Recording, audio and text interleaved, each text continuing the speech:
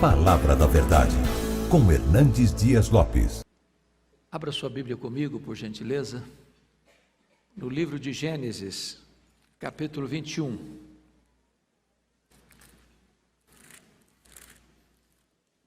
Faremos a leitura dos versos 8 ao verso 21.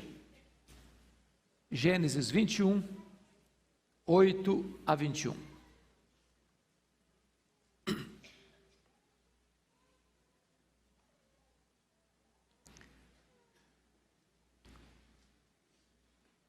Assim está escrito: Isaque cresceu e foi desmamado. Nesse dia em que o menino foi desmamado, deu a Abraão um grande banquete. Vendo Sara que o filho de Agar, a egípcia, o qual ela dera à luz a Abraão, caçoava de Isaque, disse a Abraão: rejeita essa escrava e seu filho, porque o filho dessa escrava não será herdeiro com Isaque, meu filho. Pareceu isso muito penoso aos olhos de Abraão por causa de seu filho. Disse, porém, Deus a Abraão: não te pareça isso mal por causa do moço e por causa da tua serva. Atende a Sara em tudo o que ela te disser, porque por Isaque será chamada a tua descendência. Mas também do filho da tua serva farei uma grande nação, por ser ele teu descendente. Levantou-se, pois, Abraão de madrugada, tomou o pão e um odre de água, pô-los às costas de Agar, deu-lhe o menino e a despediu. Ela saiu andando errante pelo deserto de Berseba. Tendo-se acabado a água do odre, colocou ela o menino debaixo de um dos arbustos e, afastando-se, foi sentar-se defronte, à distância de um tiro de arco, porque dizia: assim não verei morrer o menino. E sentando-se em frente dele, levantou a voz e chorou. Deus, porém, ouviu a voz do menino, e o anjo de Deus chamou do céu a Agar e lhe disse: que tens, Agar?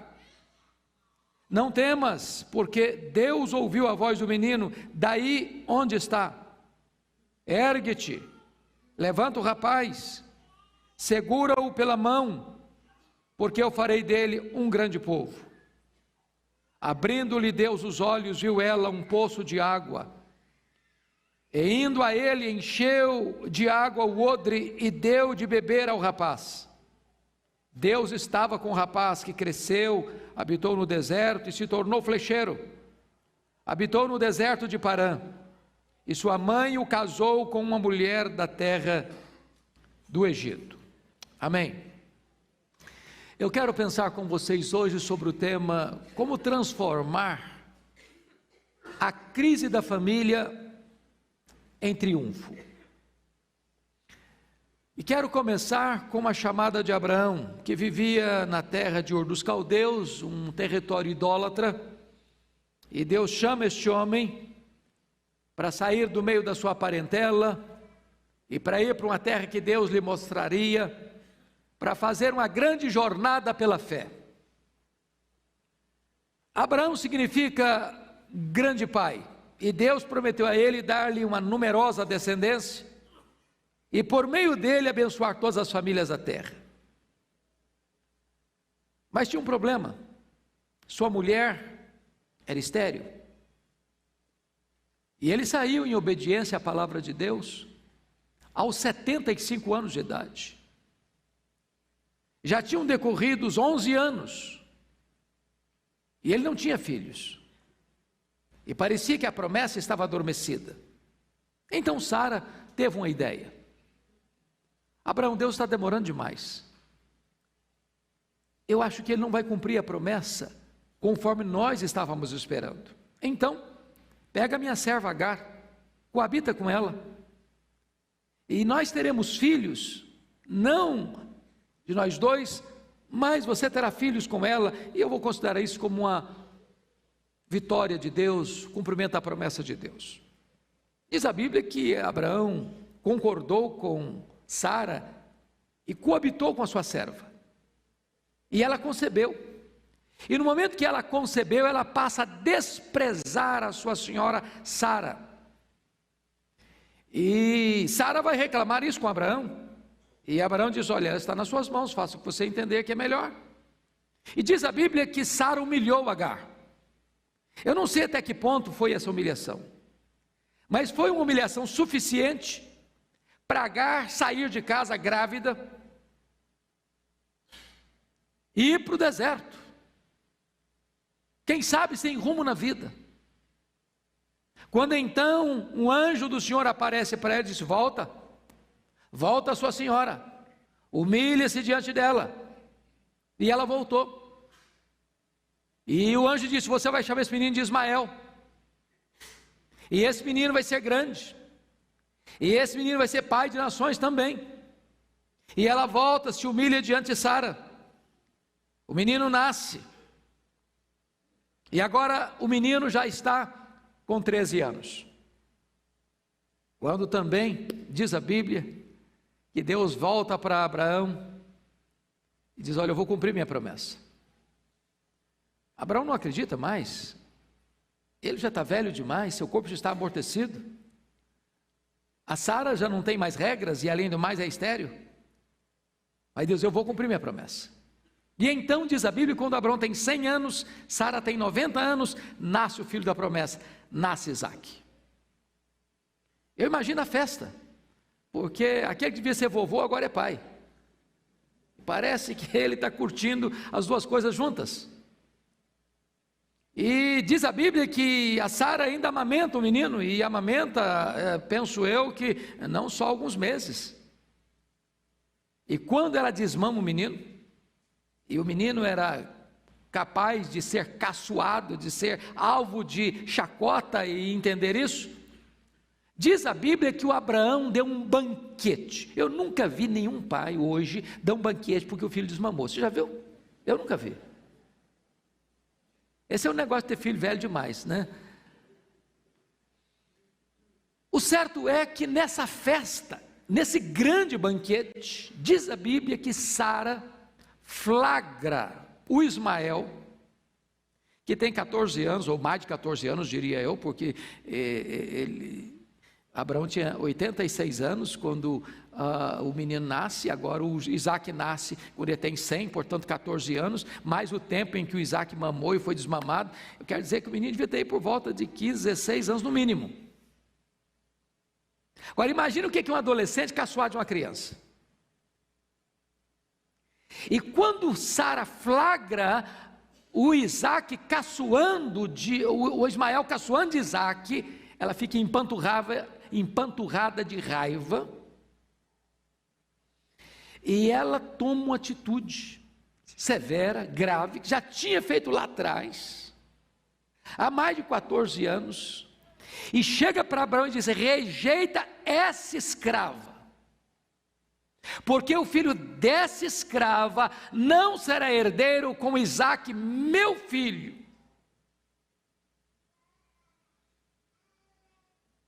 Agora veja você, algumas coisas que eu quero trazer à luz desse relato, à guisa de introdução. Primeiro, é que as crises podem surgir nos dias mais alegres da nossa vida. Não é assim na família às vezes? Dia de festa. Um fato acontece que azeda a festa, que estraga a festa.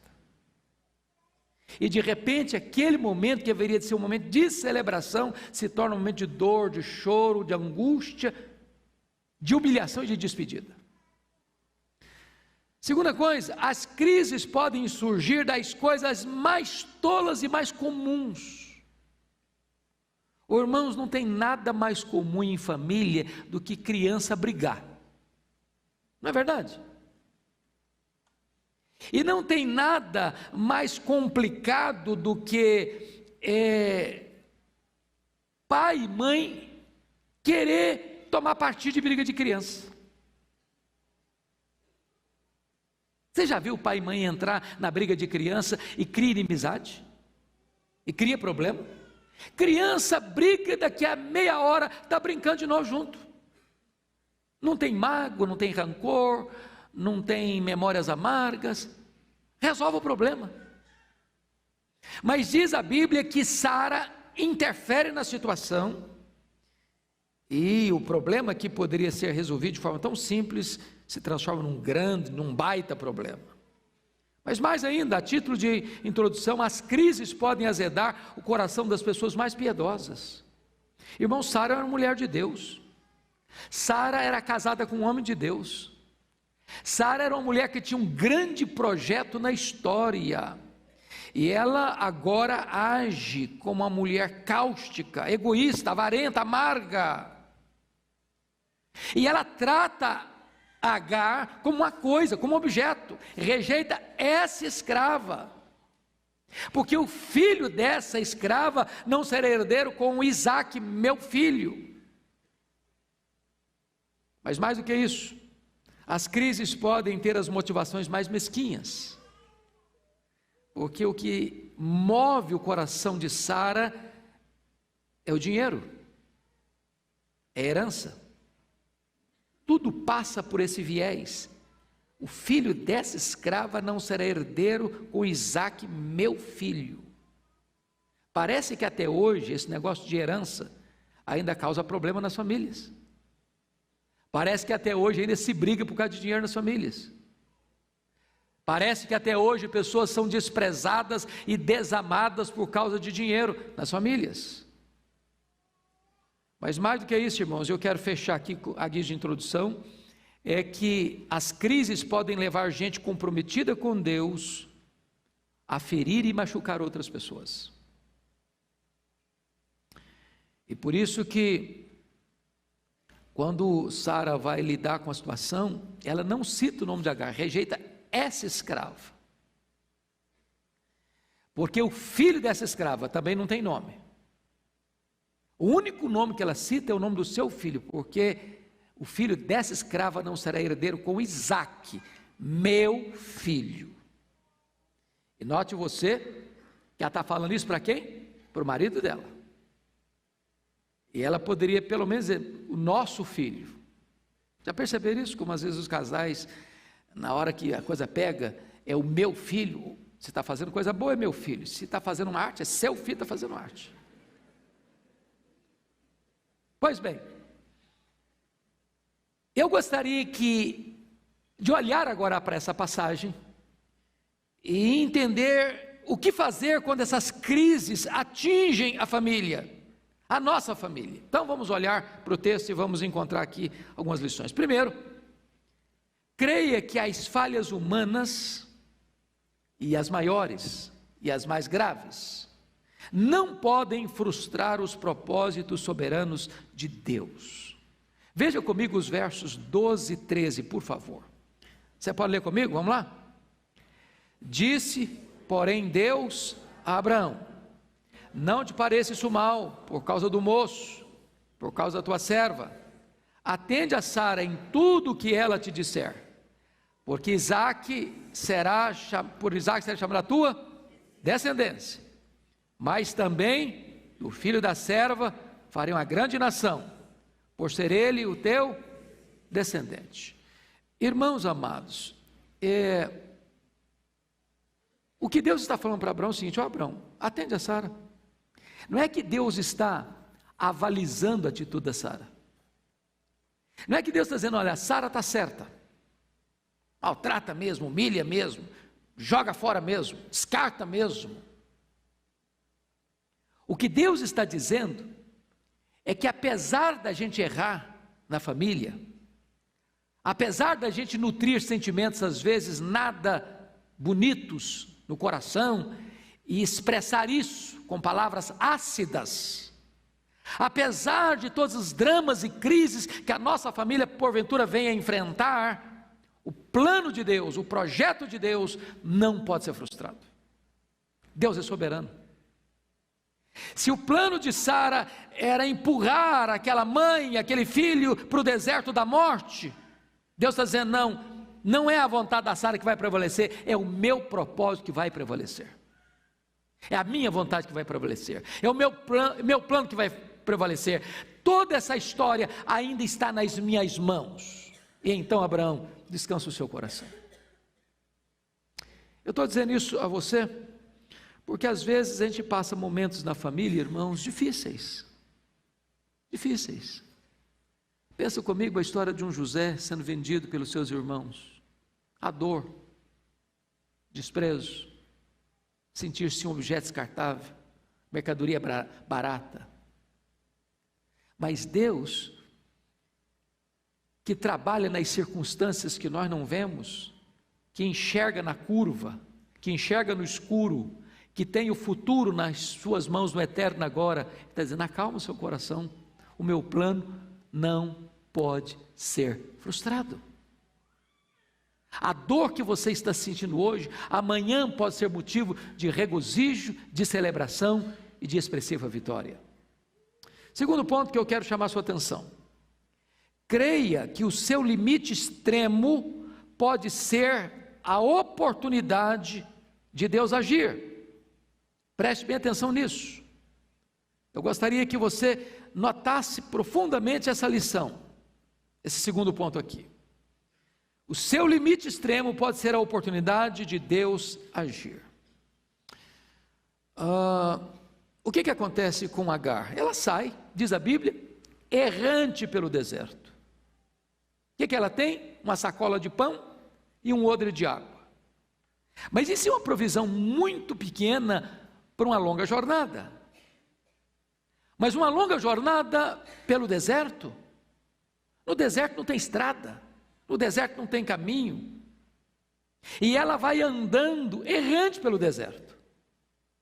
Os pés estão feridos, o sol inclemente e causticante, o pão acaba, a última gota do odre d'água seca, a garganta seca, o desespero chega, se olha para o horizonte só vê areia ou pedra, e você que percebe que esse deserto, percebe, são montanhas altaneiras, vales profundos, areias grossas e pedras, não há a mínima chance de alguém sobreviver ali sem água. E diz a Bíblia que de repente o menino já não tem mais forças para caminhar, e não estou falando de um adolescente de mais de 14 anos. O que a mãe faz? Encontra um arbusto e bota o menino ali, como se fosse o CTI, como se fosse o momento final da vida dele, sem qualquer perspectiva, e ela se afasta e olha para ele e chora. É um momento de desespero, é o fim da linha, é o fundo do poço.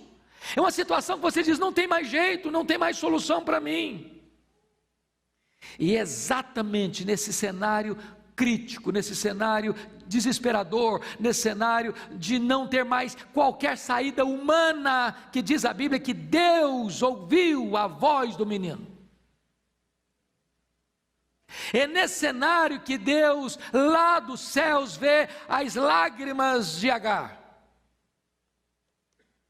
É lá do céu que sai uma solução sobrenatural, para trazer resposta a alguém que diz: acabou, não tem mais chance, não tem mais jeito, não tem mais esperança para a minha vida, para a minha família. Muitas vezes você bota um ponto final e Deus diz: bota apenas uma vírgula, a sua história vai continuar, eu ainda estou escrevendo a sua história. Hoje você está desesperado, hoje você não tem perspectiva, hoje parece que é o fundo do poço, hoje parece que você chegou no final das suas possibilidades, e Deus ainda vai construir uma belíssima história a partir daí, porque Ele é o Deus que intervém nas nossas crises e reverte os dramas da nossa vida em triunfo. Terceiro ponto que eu chamo a sua atenção: creia que mesmo que você seja desprezado na terra, você continua sendo amado no céu. Note comigo, por favor, o versículo 10. Você pode ler o verso 10 comigo? Vamos juntos? Disse Sara a Abraão: rejeita essa escrava e seu filho, porque o filho dessa escrava não será herdeiro com Isaque, meu filho. Agora vamos ler o verso 17 juntos.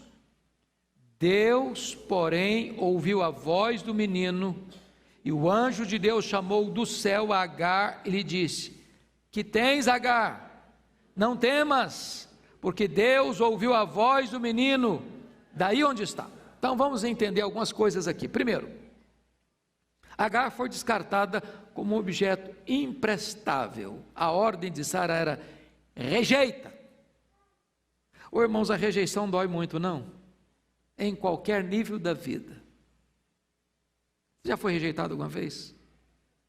Já sentiu essa dor?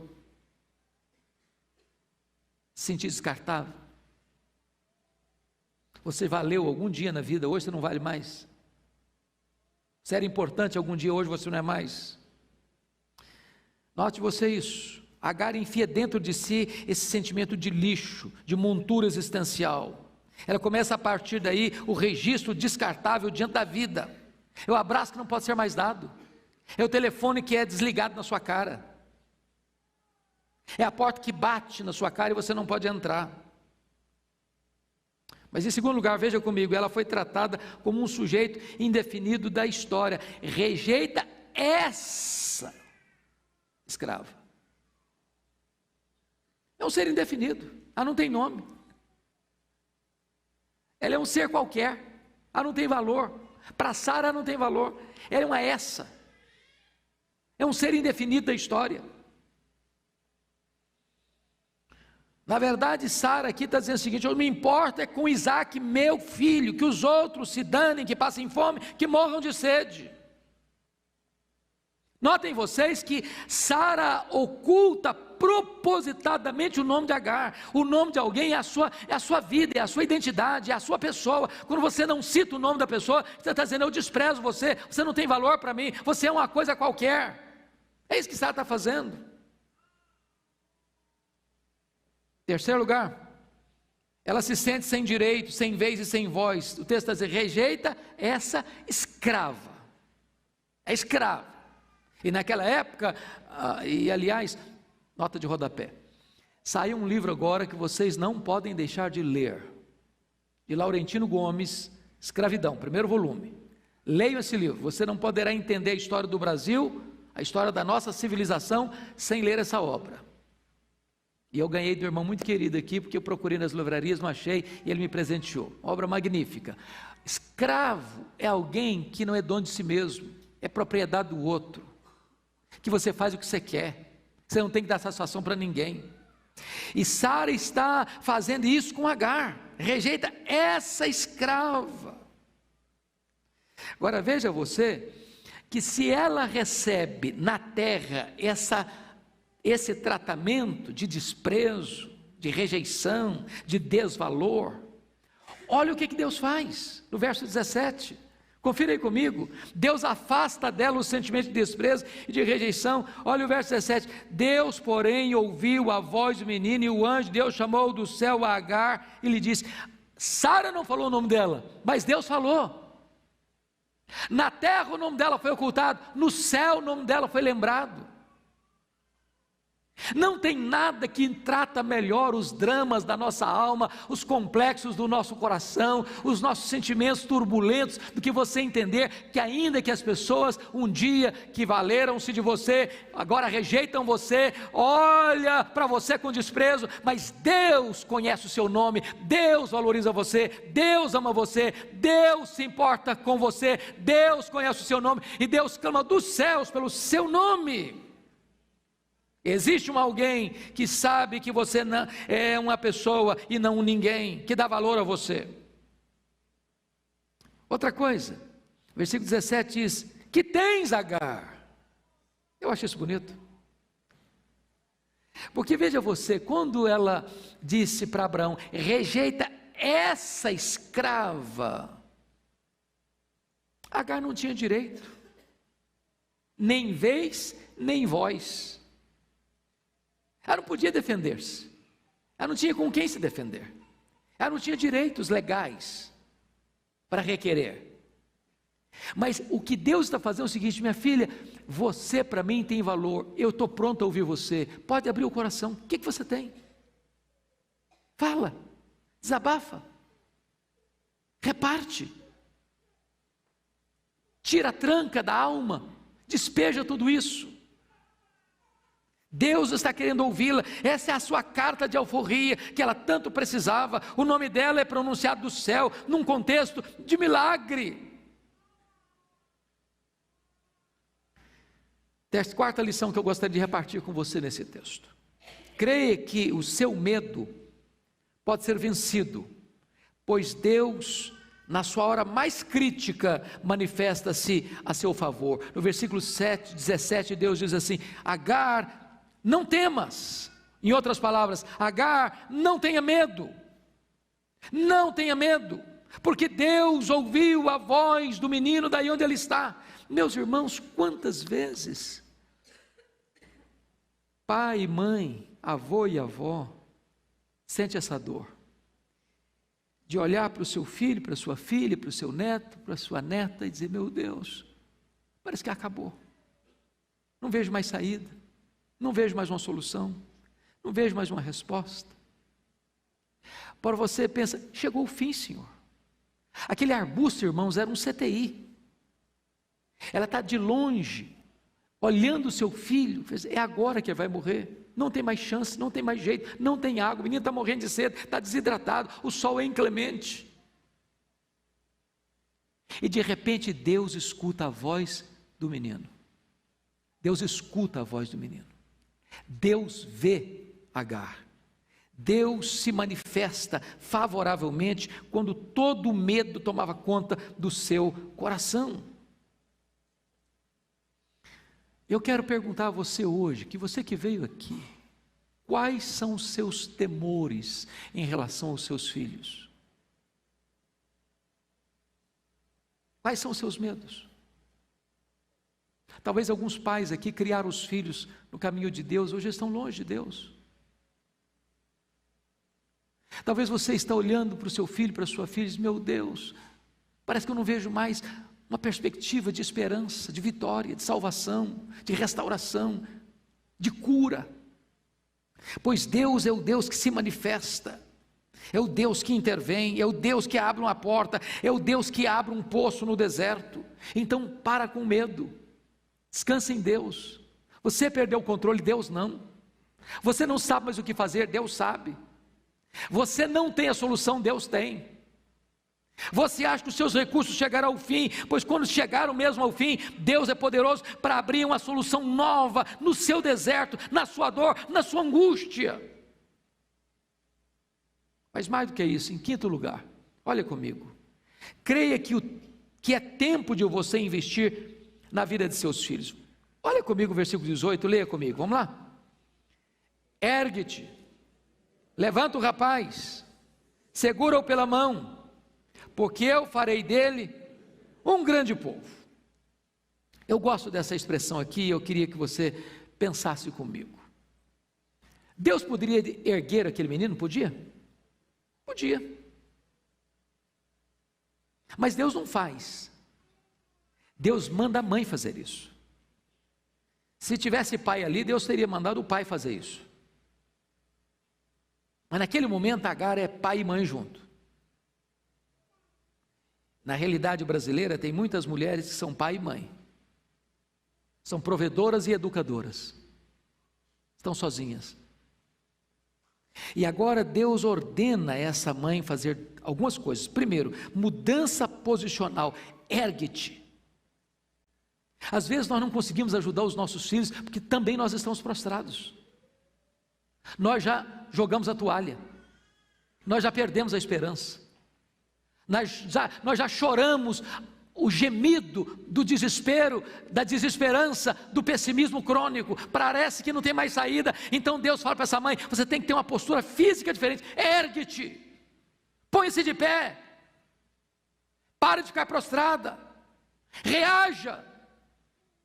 Segunda coisa que Deus manda essa mulher fazer, preste atenção comigo, é mudança de atitude em relação ao filho. Levanta o rapaz, em outras palavras, lute pelo seu filho, não desista do seu filho, ergue o seu filho da morte, salva o seu filho.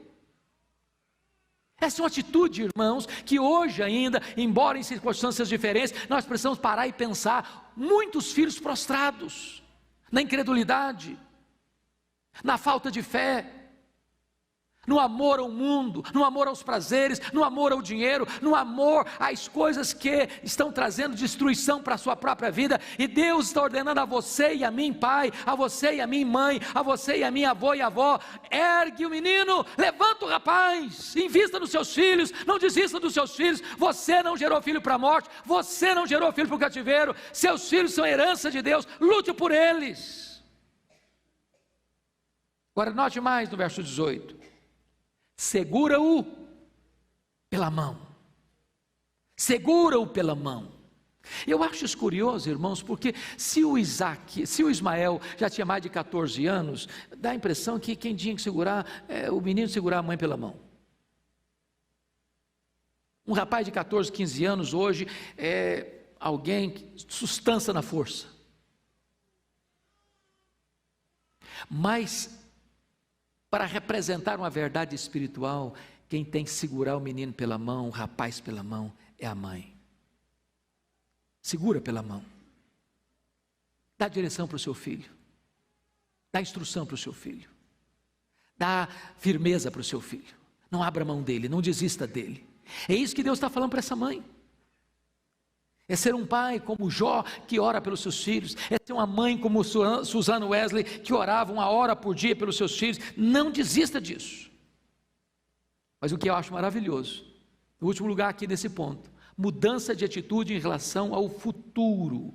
Veja comigo o versículo 18: porque eu farei dele um grande povo. Qual era a perspectiva de Agar em relação a Ismael? Morte. Qual era o plano de Deus para Ismael? Ser um grande povo, o pai de um grande povo. Então eu quero que você hoje, em nome de Jesus, alimente grandes esperanças em relação aos seus filhos. Talvez o horizonte que você está vendo hoje é cinzento. Talvez o que você está percebendo com os olhos físicos é de drama e de desespero. Mas aquilo que você vê, Deus pode reverter. Aquele filho, aquela filha que hoje está sendo motivo do seu choro, amanhã vai ser motivo da sua alegria. Aquele que você acha que não tem saída, Deus vai levantar para ser um grande líder. Não perca isso de vista. Mas preste atenção comigo numa sexta lição do texto. Creia que quando os seus recursos chegarem ao fim, Deus pode lhe abrir uma fonte no deserto. Você pode ler o 19 comigo? Vamos juntos?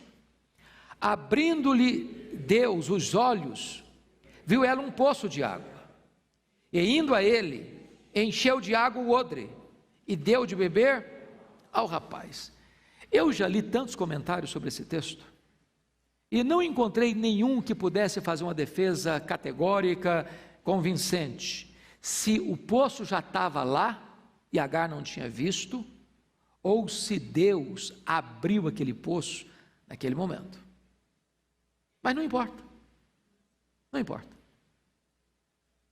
Se já estava lá, nós precisamos olhar ao nosso redor quais são os recursos que Deus coloca à nossa disposição para nos ajudar. Mas se não estava lá, você e eu cremos no Deus que abriu o mar vermelho. Você e eu cremos no Deus que fez brotar água da rocha.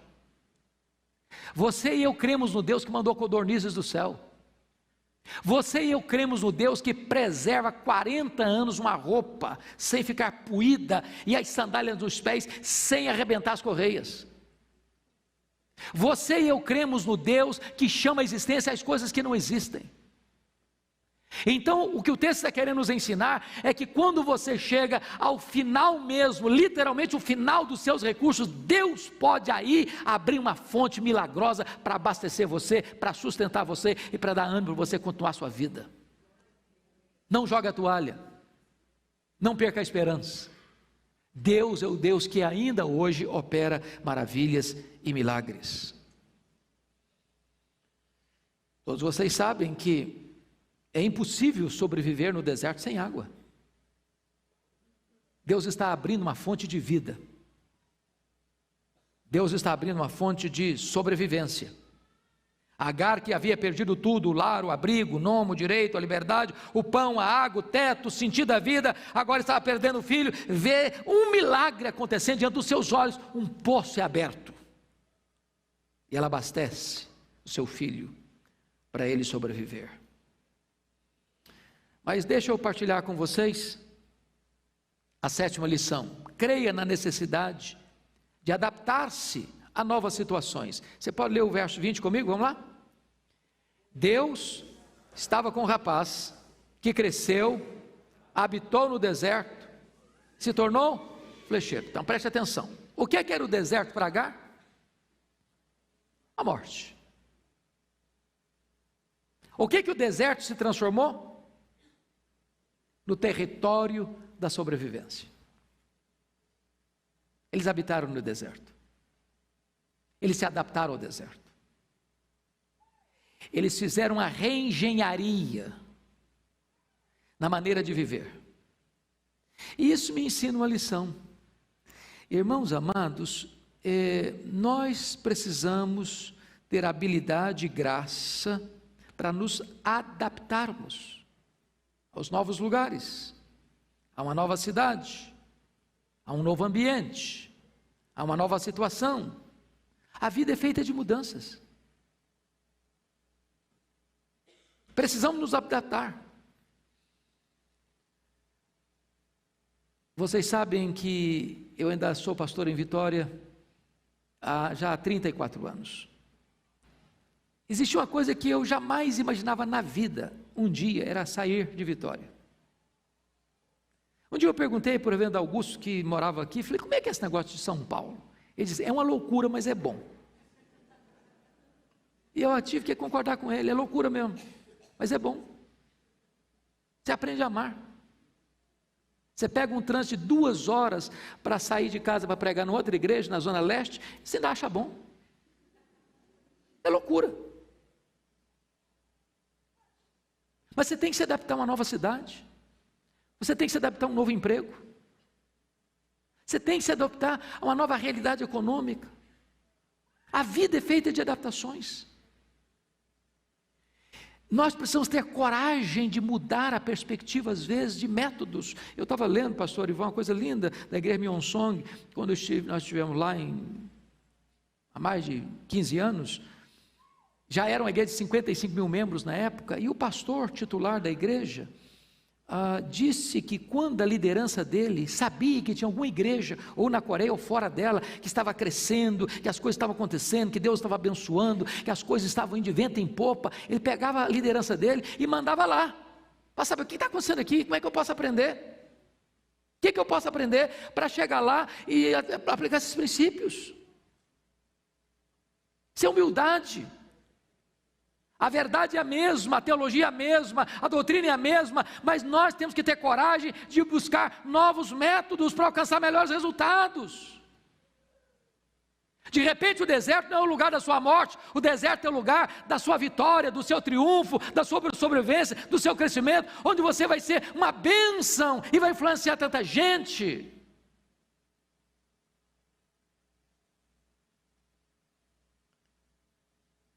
Em outras palavras, o deserto não era um acidente, o deserto era uma agenda. Era uma agenda. Bom, eu quero terminar com o último ponto então. Creia na necessidade de investir no casamento de seus filhos. Olha o versículo 21 comigo, vamos lá? Vamos juntos? Habitou no deserto de Parã, e sua mãe o casou com a mulher da terra do Egito. Talvez esse me falou, mãe, a senhora desculpa, a senhora está meio velhinha já para querer interferir no meu namoro, meu casamento. O que é isso? Essa escolha é minha. Isso aqui eu decido. Isso aqui é comigo. Eu acho isso bonito. Uma palavra para os jovens e uma palavra para os pais. Um jovem, uma moça, um rapaz sábio, sábia, é um rapaz ou uma moça que escuta o conselho dos pais nessa área de namoro. Eu nunca vi um rapaz, uma moça que, tendo desobedecido pai e mãe na área de namoro, tenha sido feliz no casamento. Nunca vi. Eu escuto seus pais. Peça a opinião dos seus pais.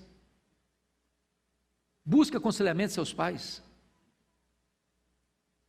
Mas deixa eu dar uma palavra para os pais agora. Nós pais não temos filhos perfeitos, nós não somos perfeitos. Criar filhos não é um negócio de matemática, que se você fizer 2 mais 2 dá 4. Você tem filhos, homens e mulheres piedosos que tiveram filhos rebeldes, você tem pais rebeldes que tiveram filhos piedosos, então é complicado isso. Porém, Agar age diretamente na escolha de uma esposa para o seu filho. Em outras palavras, ela teve coragem de ser participante dessa decisão tão importante da vida do filho. Tem hora que pai e mãe precisa interferir no namoro dos filhos. Pense comigo nessa cena. O rapaz começou a namorar, a menina começou a namorar, só chega em casa chorando. Atende o telefone, a hora que bota o telefone no gancho, agora não tem mais gancho para botar, mas desliga o abençoado. As lágrimas estão correndo. Ora, mas aí é hora de interferir também. Olha, esse negócio não vai dar certo não. Namoro ruim é um ensaio para um casamento trágico. Eu penso que esse texto mostra para nós que tem que existir essa parceria entre os jovens e os pais, para que o casamento seja uma bênção. Pois bem, se Deus socorreu Agar, Ele pode socorrer você também. Eu não sei como é que você entrou aqui hoje, que lutas você enfrenta, na sua casa, no seu casamento, com seus filhos, com seu coração. Eu não sei quantas feridas você carrega.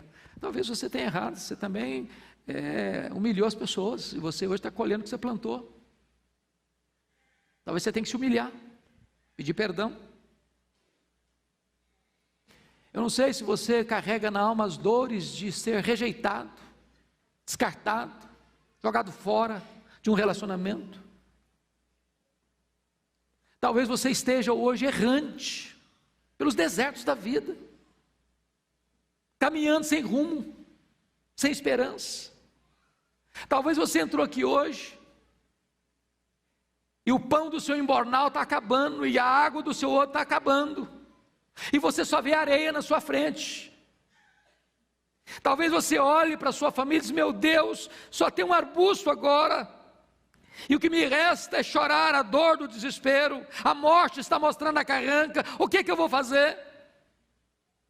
E eu quero dizer para você que Deus está aqui hoje, e Ele é poderoso para ouvir a voz dos seus filhos, Ele é poderoso para chamar o seu nome desde o céu, Ele é poderoso para abrir para você uma porta de escape, e dizer: pode falar, eu me importo com você, eu escuto você, eu cuido de você, eu abro um caminho para você no deserto, eu abro uma fonte para você no deserto. Deus está aqui hoje para ressuscitar os seus sonhos e dar a você esperança do amanhã. Que Deus nos ajude a crer nesse Deus da providência, que mesmo os nossos erros e falhas, seus planos não podem ser frustrados. Vamos ficar em pé e vamos orar.